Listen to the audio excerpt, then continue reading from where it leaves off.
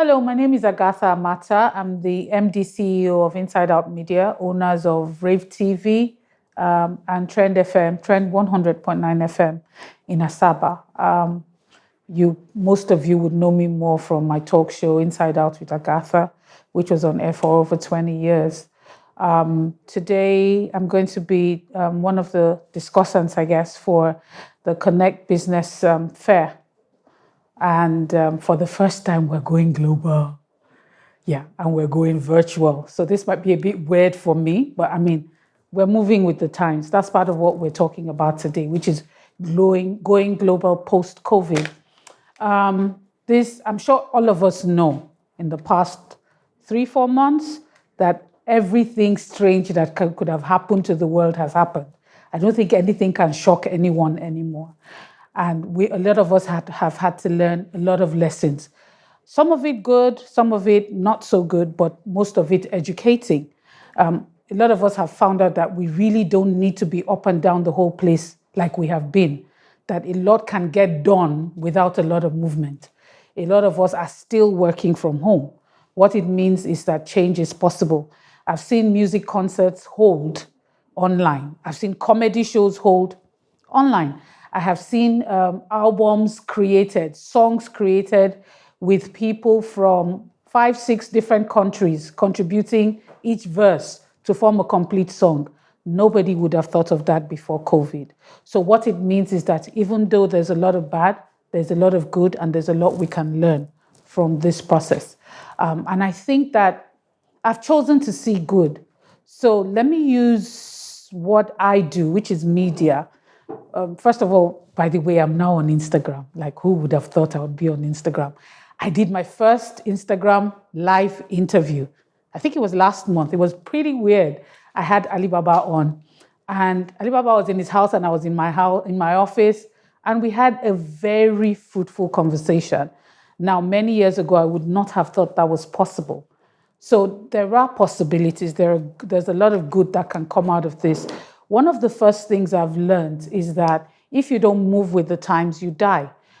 Some very big brands all over the world. I heard about Neiman Marcus, Hertz, and some other big companies, clothing lines, luxury brands that have filed for bankruptcy. Some of them are shutting down.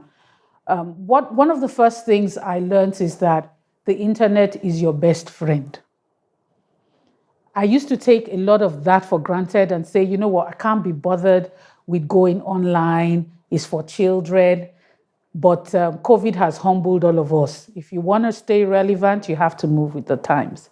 What it means is that rather than see the internet as a bad thing, see it as your best friend that widens your market, widens your horizon, and makes all things possible.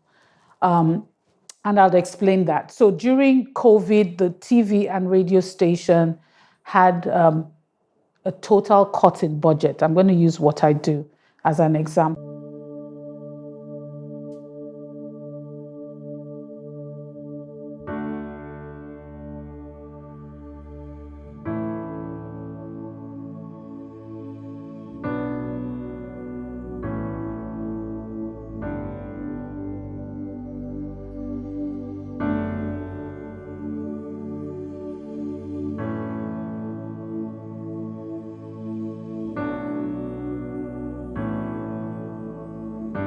I won the raffle draw grand prize. I didn't just win anything. I won the grand prize.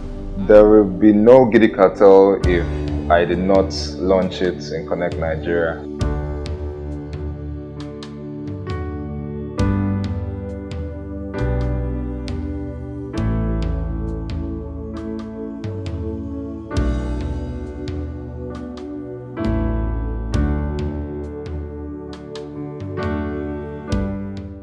And it was pretty difficult to stay open. Lagos is even better. In Asaba, where the radio station is, we had zero advertising, zero. Especially in a place where it's only really government and very small businesses, and everybody was shut down. And one of the first things we learned is that because everybody is at home, this might not be such a bad thing. This might actually be a time to draw more viewership and increase our numbers. So what were some of the things that we had to do? I'm going to use radio and then come to TV. A lot of people believe that radio is everywhere, you can get it, but I can tell you that with this generation, you have to do more than give people something to listen to. Now, on that side of the divide, they're not very into Instagram and all that. We had to do research to find out where our audience is and how we can connect with them. So we found out that in Asaba, Instagram is not a big deal. What they do is a lot of Facebook and the conventional media. And so what did we do? Some of the things we had to introduce, for instance, we had to introduce Friday night dance party. We bought very small cameras and what they call those mini pocket cameras and installed in the studio. And then we went live on Facebook.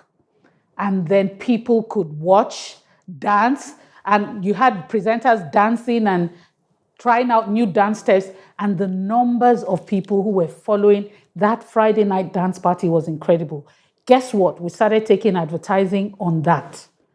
And it was a lot cheaper. And the numbers, people could see the eyeballs. And that started to bring in more revenue. Now, that did two things for us. It opened a new window, and it actually introduced a lot of people who were not in Delta State to the station, but who were connected on Facebook. So we were able to drive numbers. We were able to bring in a lot more people. That is how, so we had people who started watching the Facebook Live from all over the world. They got new listeners from places abroad that otherwise would not have had access to Trend FM as a radio station. So those people could now go back and download apps to listen to Trend. Long after COVID, we've gotten new listeners, and we have been able to build more in terms of our base. Now, come to TV, Rave TV. Again, same thing. You're competing. So we're on cable, and we're not terrestrial. Advertising revenue became very limited. Television is very expensive. A lot of people were finding it difficult to pay salaries. Advertising revenues dropped. The question is, how do we cope? So again, you have to study your environment and what works for that environment, because if you don't move with the flow, you will get shut down. So what did we do? We started learning to use, again, the internet. Instagram became our friend. They started to do isolation interviews. They started to take on popular celebrities during the lockdown and interview them and grow our numbers online. After we have been able to get a lot more followership, a lot of brands were noticing, people were sending us DMs. How do we advertise? And they were taking, ordinarily, they probably would never have heard of Rave TV. But because we had to move online, and then people started to notice, people started to ask questions about the TV channel. So we're able to do that. We used the opportunity of the lockdown to introduce a lot more people to Rave TV using all the online platforms, Twitter, Instagram, and even Facebook. On this side of the divide, Instagram is more popular. So we spent a lot of time, because our prospective audience is more on Instagram. So we spent a lot of time talking to or trying to attract that audience that we were trying to build. Now, having grown the numbers as the lockdown eased up, we started introducing our own programming into that same spot using short promos, adverts and stuff to drive people to go check out what we have, either using YouTube or actually going to the channel itself. So we started to introduce our presenters. We started to introduce stuff we do. We still kept on with the interviews. We did the musicals. We took excerpts from our TV programs, highlights, and we threw online. And that actually opened another new window. So what it meant is that while the isolation might not have been very good, it actually afforded us an opportunity, because people were sitting at home and most times nothing to do. They're either online, watching TV, or listening to radio, which works for us. We may not be making as much money, but we are building followership and viewership, which will later translate into money. And as at today, we've been getting a lot of brands as they're coming back into the fray. They're asking questions. How can we work with you? What can we do with you? So you have to realize that in everything, there's an opportunity to be heard and to be known. This is ConnectNigeria.com's mission and vision statement. Mission: to organize Nigeria's information, making it easy to find and easy to use. Vision: to be the #1 go-to place for authentic, important, useful, and positive information in Nigeria and about Nigeria. Goal: to be a catalyst in our quest to fix Nigeria by providing information that is actionable. Information is power. Applied information is even more powerful by building strong businesses and careers with the information we provide. How? We need to become relevant so that people will use us. People will share information with us. People will partner with us.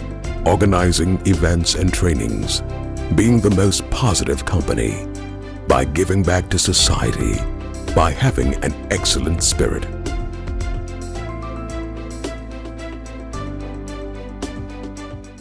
Have to make the best of whatever situation. So I'm hearing that Hertz, which is a rental company, shut down during COVID. And I'm like, why would they shut down if they have cars? Why didn't they start delivery services? Why didn't they partner with people who do products that can be delivered? Why would anybody who owns a restaurant be shutting down when you can have food made and partner with a car company or a bike company or whatever to do home deliveries?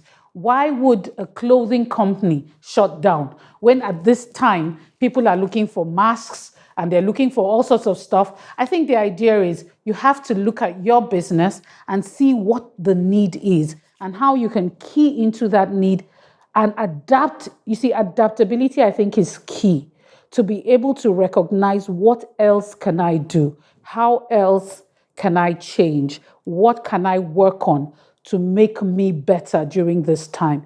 It may not immediately become financial.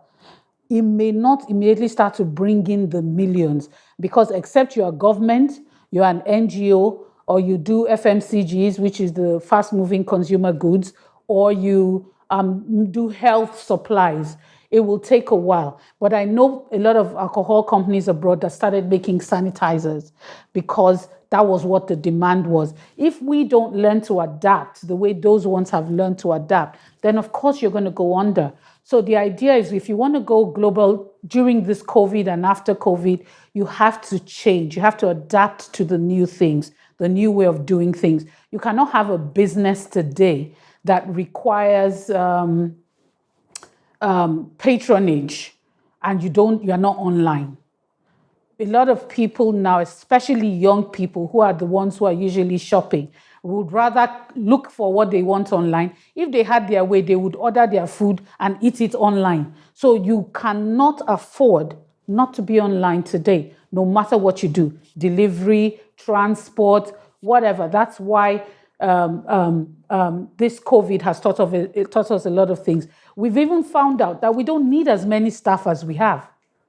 A lot of businesses have found out that they can actually let go of half their staff and go online and make it easier. So the question then is, what are you doing? Because people are cutting down on overheads. They're finding out that there's an easier way to do business. It stops traffic. Roads are freer. So I think the most important thing to take away post-COVID is being able to adapt, being able to see opportunities where others cannot see them, and how to move your business from being just what's the word now? To adapt it to such a way that you can run both virtual and a real store, for instance, or a real program, whatever it is. So, well, I mean, after this talk, I'm going to be able to take questions from anybody who has questions or comments, whatever you want to say to this. But what I'll tell you is that business is going to get better post-COVID. Things are going to get easier. There will be an easier way to do business. overheads are going to drop. So don't think that like this is a bad thing. Jump on the train, make the adaptations, and move on. Thank you.